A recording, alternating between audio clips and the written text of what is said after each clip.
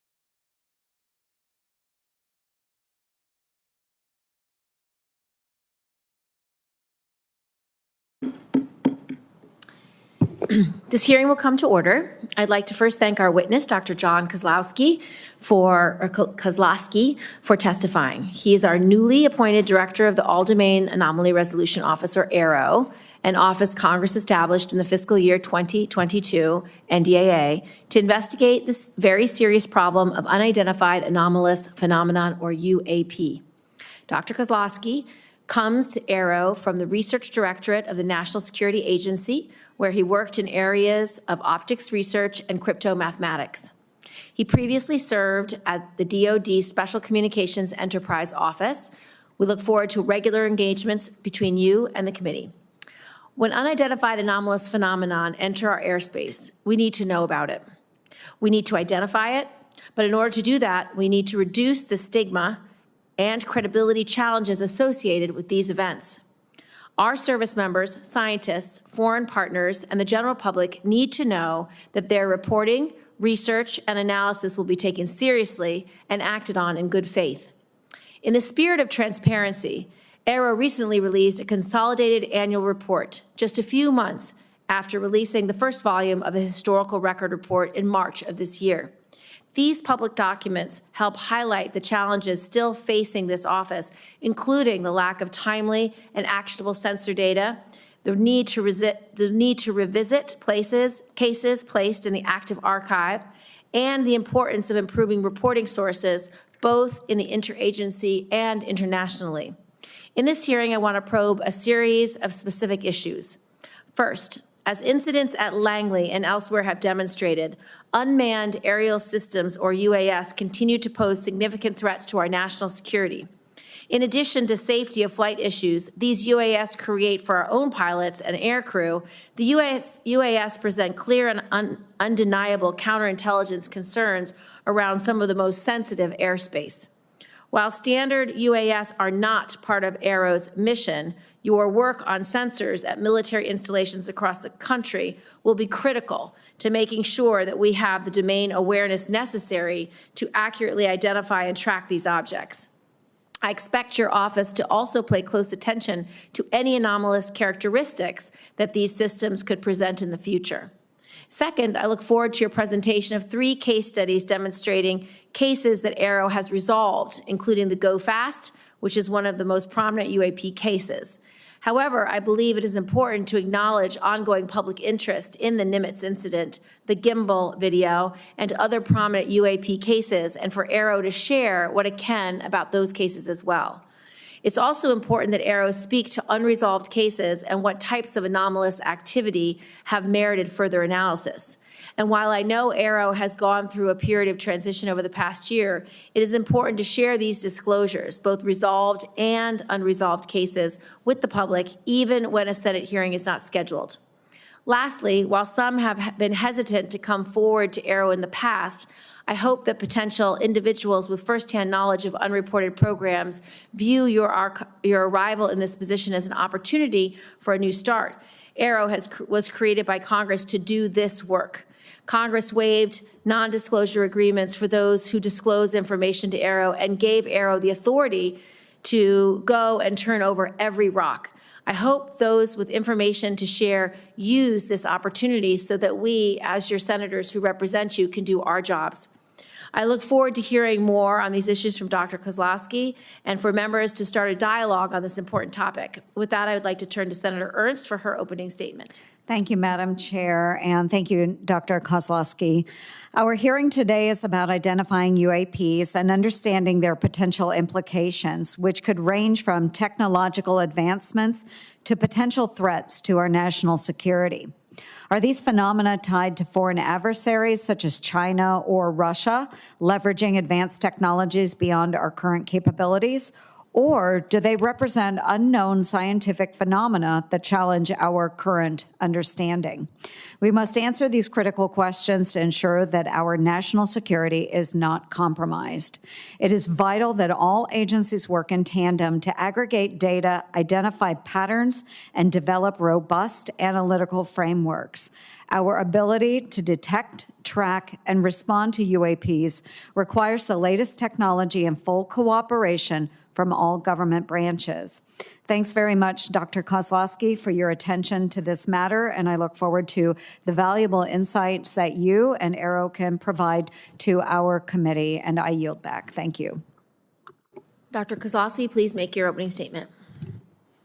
Thank you, Chairwoman Gillibrand, Ranking Member Ernst, and distinguished members of the subcommittee. It is a pleasure to be here on behalf of the Department of Defense as the new Director of the All-Domain Anomaly Resolution Office.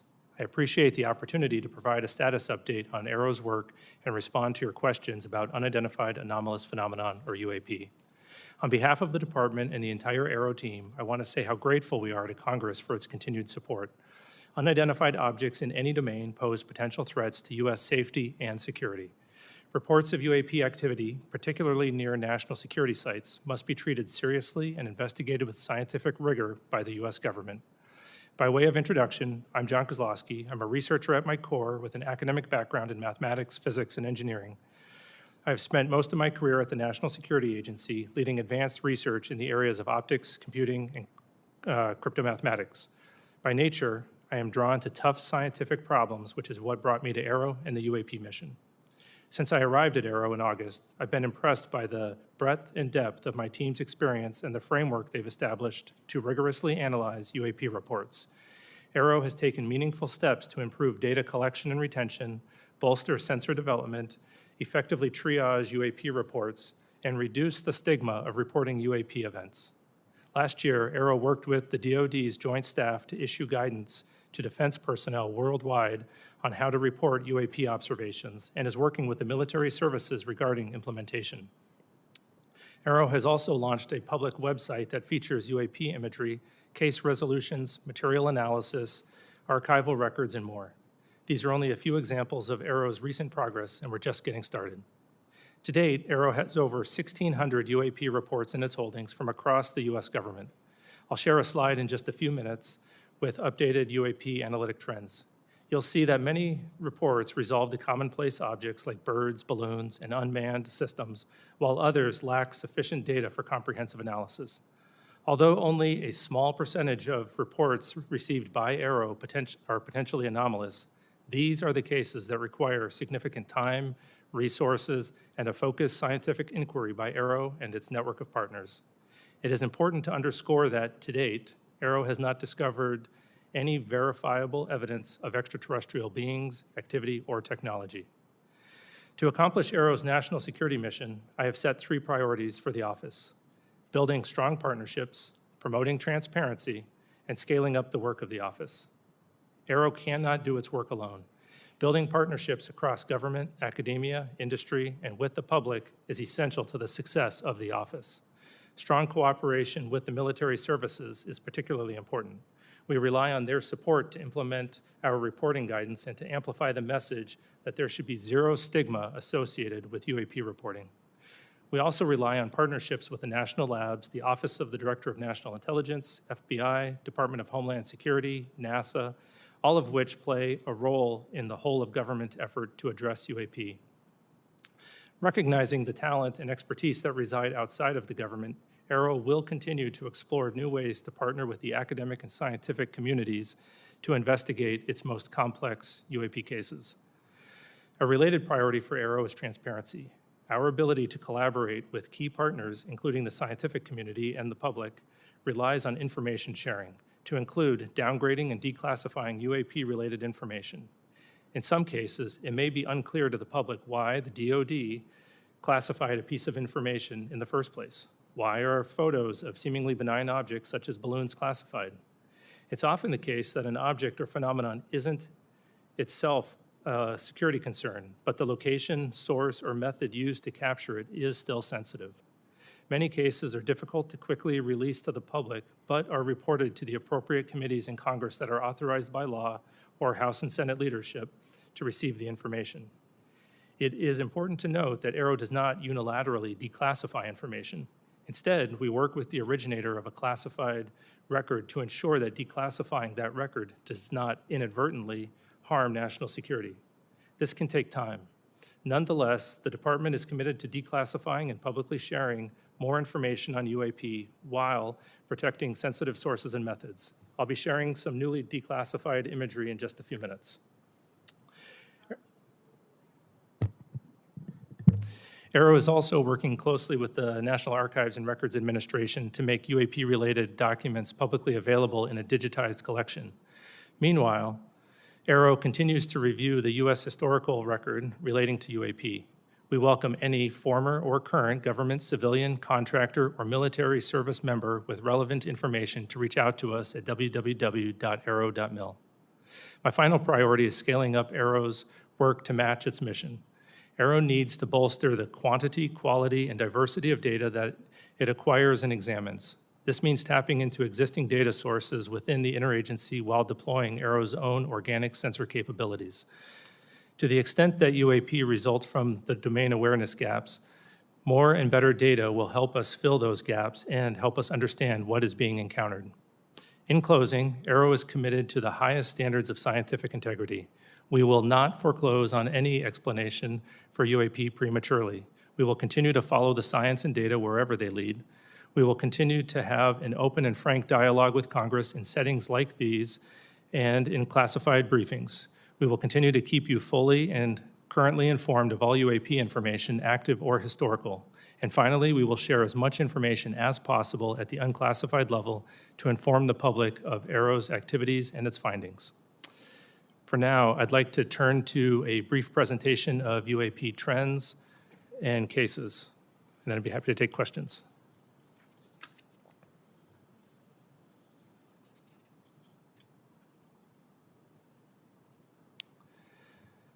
Okay, this chart represents the UAP reporting since 1996, and as has previously been discussed by AARO, that sensor placement seems to have caused a bias in our data, both geographic and at altitude. And we're working to resolve that bias in 2025 or reduce that bias through broader engagements with the DoD as well as the IC and the rest of the government, also by incorporating broader sensors into our data and through a public reporting mechanism that we hope to have live in mid-2025. On the left side, it shows the altitudes, and we'll see it's a bit cut off. We'll see that most of the reporting occurs between 15,000 and 25,000 feet. That happens to be where most of our sensors are. And the reporting above and below that is also often coming from those same platforms.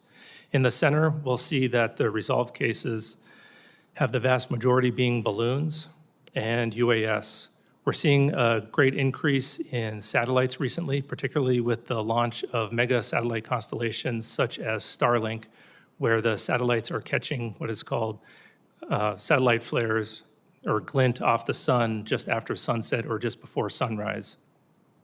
And on the rightmost, we'll see the morphology or the shapes that have been reported. The majority have been lights or orbs. We think that there's going to be an increase in the lights with the mega constellations, but our most interesting cases, some of which I'll discuss later, are actually the shapes such as the triangles or the cylinders. And at the bottom, we'll see the geographic bias that I mentioned before, where most of the reports historically had been near the government sites. This bias has been reduced recently by reporting from the FAA. We now get weekly reports from them. And great thank you to our aviators for making those reports. It helps our analysis quite a bit. Okay, a case that we thought would be a transmedium case as it was reported is well known on the outside, known as the Puerto Rico case. It was data collected in 2013 when a Customs and Border Patrol aircraft observed an object flying near an airport in Puerto Rico. The green line in this diagram is the track that the airplane was taking, and those many crossed lines are the directions that the camera was facing at the time that the airplane was flying around the airport, and we'll watch the video in just a moment. The orange arrow in the center is where we assess that the UAP was actually flying, and transmedium means that it goes from one domain into another. In this case, it looks like it goes from the air into the water and then back into the air. We assess that it was actually flying over the airport the entire time.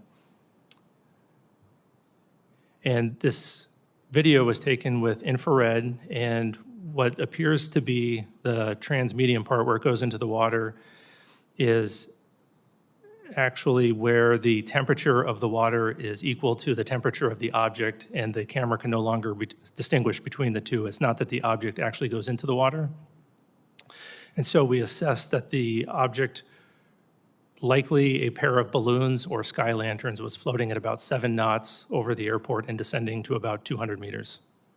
And this video will be released, and our report will be released later this year. The Go Fast was captured the public attention and congressional attention when it was made public in 2017. Looks like an object flying very fast over the water, very close to the water. Through a very careful geospatial intelligence analysis using trigonometry, we assess with high confidence that the object is not actually close to the water, but is rather closer to 13,000 feet. Diagram here shows as the platform is flying and capturing the object, if it is closer to the platform at a higher altitude, a trick of the eye called parallax makes it look like the object is moving much faster. And so we've written a detailed paper on parallax, released that on our website so that the public can literally check our math on this analysis. An interesting case, which I don't believe the public is familiar with, is captured in 2018 from a UAV flying in the Mediterranean, watching Mount Etna as it was erupting. And it appears that that object is flying through the plume of superheated gas and ash. This was a rather difficult case to resolve. We had to pull in support from a number of IC and S&T partners and even reach out to a volcanologist. And through very detailed 3D modeling and pixel-by-pixel analysis of the object as it's traversing across the clouds, they assessed that the object was actually 170 meters away from the plume and not flying through it. And to be clear, AARO does not believe every object is a bird, a balloon, or a UAV. We do have some very anomalous objects. It's just the nature of resolution. We can only resolve things that we understand. So we're now working on additional products where we can inform the public, Congress, and others of the objects as we're studying them, rather than once we've resolved them. With that, I'll take your questions. Thank you, Dr. Kozlowski. I appreciate your testimony. It's been widely reported that individuals claiming first-hand knowledge of unreported UAP programs have been reluctant to engage with AARO. What message do you have for those individuals, and how will you work to gain their trust? I would let them know that Congress has gone out of its way to create the organization AARO specifically to conduct these sorts of investigations and has uniquely empowered them to have access to all UAP-related information, whether that's historic or current. And we take that responsibility and those authorities very seriously. And so we have been reaching out to a broader community, encouraging folks who had talked to AARO personnel in the past and maybe felt uncomfortable to come back to us.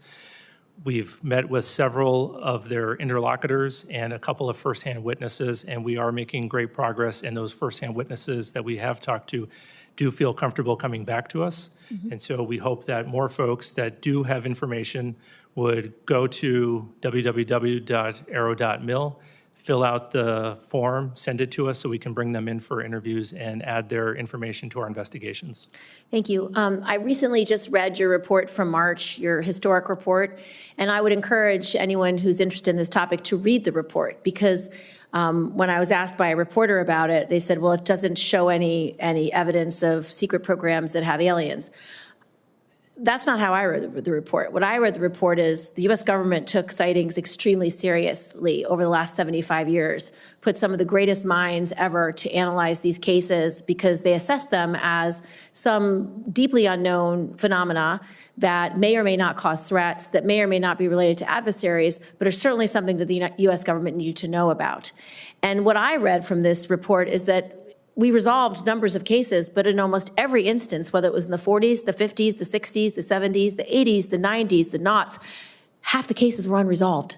So I don't think this is an example of the government not taking these cases seriously. I think this is an example of our government spending 75 years taking these cases very seriously. And interestingly, for the group that put together this report, they didn't have access to any firsthand reporting. And so from my perspective, for whistleblowers and people who want to come in, please come in, because the purpose of AARO is so that the senators can do our job to provide oversight, accountability, and transparency. We find it very concerning that our pilots, that our Navy officers, that people who have sightings of UAPs are denigrated, are somehow dismissed or disregarded. They need to be protected. This is a huge issue for national security because, number one, we don't have domain awareness, which is very problematic. Number two, we don't have domain superiority if we don't understand how different UAPs are flying, what technology they're using, what their mission is, what their purpose is. And at the base level, we have so many UAPs around our bases, around our military sites, around our nuclear sites, that it's deeply disturbing that adversaries at a minimum could be using these opportunities to spy, to glean intelligence that will harm our long-term national security. So I'm grateful that you're taking the whistleblowers very seriously. I'm grateful that AARO is trying its best to integrate the private sector, the public, into their work. Interestingly, in this hearing, we heard that the FAA is now working hand in glove, which is very helpful. We want this public-facing accessibility to be put in place by 2025 so that people can upload their videos, their data, their reports. I've met with people who have followed this issue for decades, and they have thousands of examples, thousands of pieces of data that ultimately I want uploaded into AARO so you can cross-reference historic information with current information, because this group at AARO are the best scientists that we can find anywhere, and they will do the work that's needed to be done. So I just want to thank you for that. And then with my last 42 seconds, can you tell us about any of the cases that merit further analysis by your IC and science and technology partners? What is it that makes these cases anomalous? And a large number of reports are placed in the active archive because AARO does not have enough information. What might prompt you to reopen a case like that, and do you have any examples? Sure. I'll start with the active archive case. So that is just the place where we put cases where we don't have enough scientific information to resolve them at that time, but we're always looking for opportunities to correlate them to new cases that come in, as the new cases come in, as well as enrich those cases with additional data. We do have one example that I'm aware of where we were able to correlate a number of observations of interesting lights in the sky, and eventually we concluded that it was multiple people observing Starlink flares, just as an example. 3 cases that merit analysis that we're working on right now. One we might be in the process of resolving, but nonetheless is still interesting. The first one was brought to us by a law enforcement officer out west, where he observed a large orange orb floating several hundred feet above the ground a couple miles away. He went to investigate what was going on with that orb. And as he was pulling up to the location where he thought would be below the orb, about 40 to 60 meters away from some object the area was well lit, he saw a blacker than black object. He said it was about the size of a Prius, 4 to 6 feet wide. And as he got 40 to 60 meters away from the object, it tilted up about 45 degrees, and then it shot up vertically. He says 10 to 100 times faster than any drone he's ever seen before. And it did that without making a sound, as far as he could tell from inside of his vehicle. And just as it left his field of view through his windshield, then it emitted very bright red and blue lights that illuminated the inside of his vehicle as brightly as if someone had set off fireworks just outside of his vehicle, or street flares. So that's anomalous because of the size of the vehicle with the great acceleration. And when he came back to investigate that area, he found no disturbance of the ground beneath it. So that's one interesting one. Another one comes to us from Southeast US. There was a US facility where 2 cars of government contractors were leaving the facility around 9 o'clock in the morning. They looked up in the sky and saw a large metallic cylinder about the size of a commercial airplane, and it was stationary. They observed that there was a very bright white light behind or around the object. They saw it stationary for 15 to 20 seconds, and then it disappeared. Obviously, an object that large, stationary, unless it's a blimp, is unusual, but then disappearing, we can't explain how that would happen. And then the last case was interesting. We had a aircraft that was flying parallel to another aircraft, and it was capturing imagery of it, and a small-looking object appeared to fly between the 2 of them much faster than them. Through very careful analysis, we think that the object might have actually been further away than the object that it was videotaping, but it requires very careful analysis to come to those conclusions, and we don't have the metadata to support that yet. Senator Ernst. Yes, thank you, Madam Chair. And Dr. Kozlowski, you mentioned that you do work with the intelligence community. You're working with the FAA. Has AARO involved academia? Have you gone to universities? Do you have outside organizations that you are working with? And if so, can you walk us through some of that collaboration? Sure. Right now, most of our collaborations that are veering towards academia are with university-affiliated research centers associated with universities or with FFRDCs. Our partnership with universities, I would say, is lacking right now. We have some one-off associations with university professors. However, that's our fault, and it's largely because of the need to declassify data. We need to give the professors something to work on before we can really engage them. So we're working significantly on a declassification effort. We've hired a number of declassification experts, and we're going to be trying to get cases like the ones that I just discussed here declassified so that we can engage with the universities on a regular basis and provide them the data. Talking to a scientist without data is going to be rather disappointing. So hopefully in 2025, we'll be increasing those efforts. Right. Well, I appreciate that. I think there's a huge pool of talent out there that you should tap into. Given the public's growing concern and interest in UAPs, how do you balance the need for the transparency that our public is demanding with the potential risks of revealing classified defense information? Yeah, that's always a concern that's on the front of our minds. We want to make sure that we're deconflicting both on potential U.S. programs and what the IC might be tracking for adversarial programs as we're aggregating that information and preparing to share it. However, oftentimes we can remove the discussion of the unidentified and anomalous activity from the sensitive information that our partners are concerned with. And that's usually going to be the platforms that the information was collected with if it is truly anomalous. And so we have our partners working alongside in the declassification of that data. Very good. And then without having to explain the UAP, what do we need to begin really doing about them? what precautions can we take? What should we be doing about them?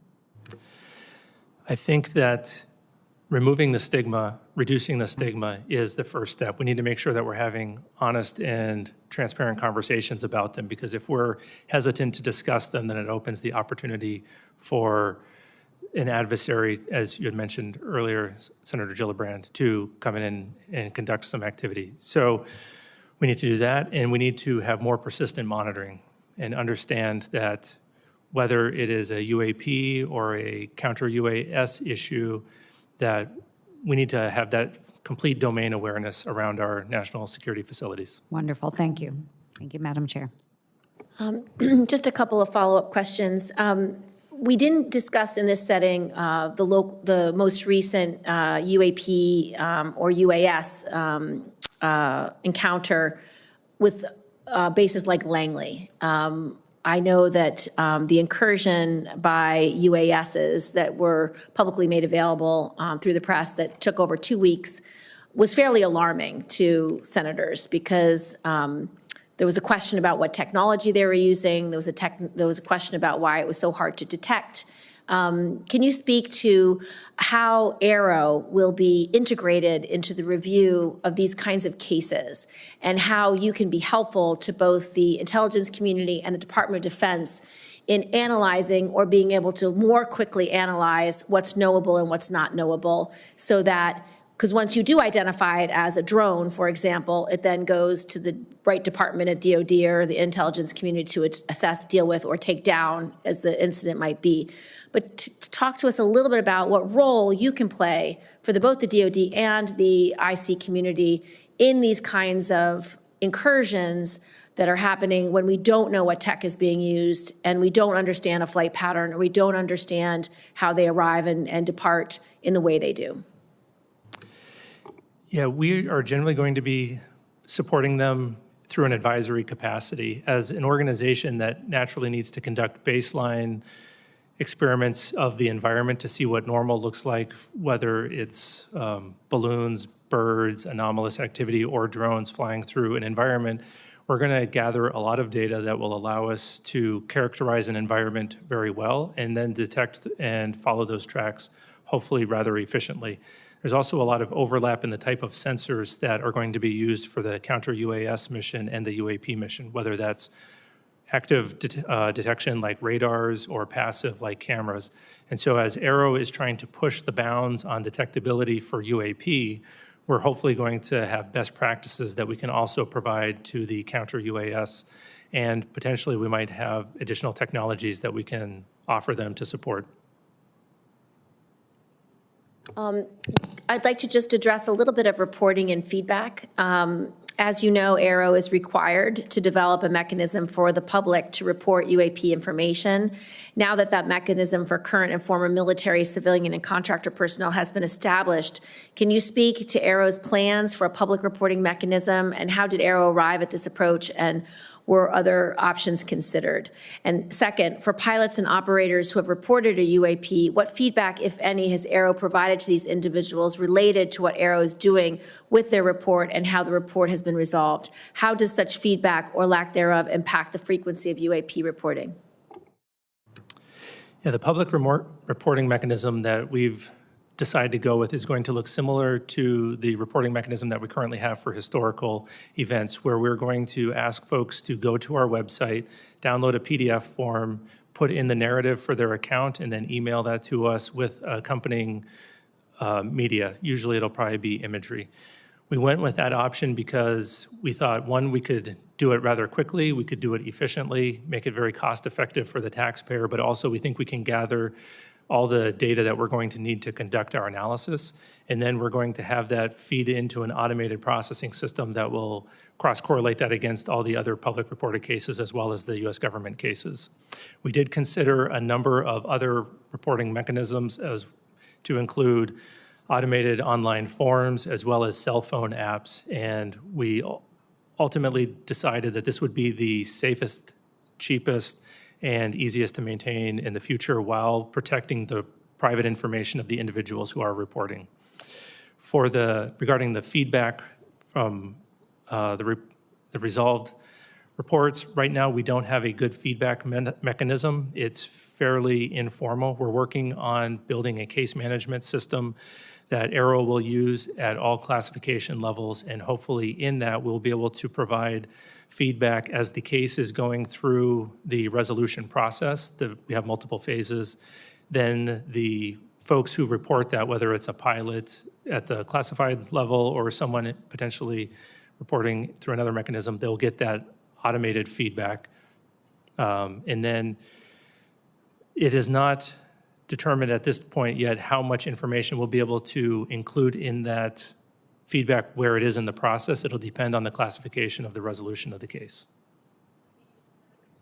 My final question is there anything that you need to tell the Senate that you need from us, whether it's funding, whether it's support, whether it's legislation?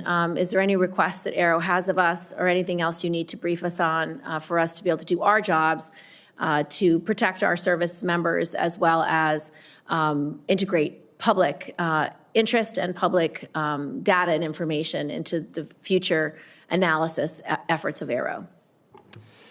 So first of all, I want to say thank you again.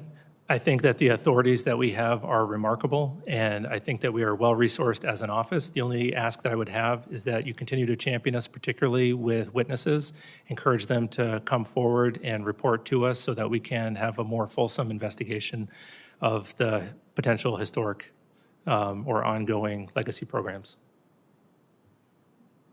Thank you so much. Hearing adjourned.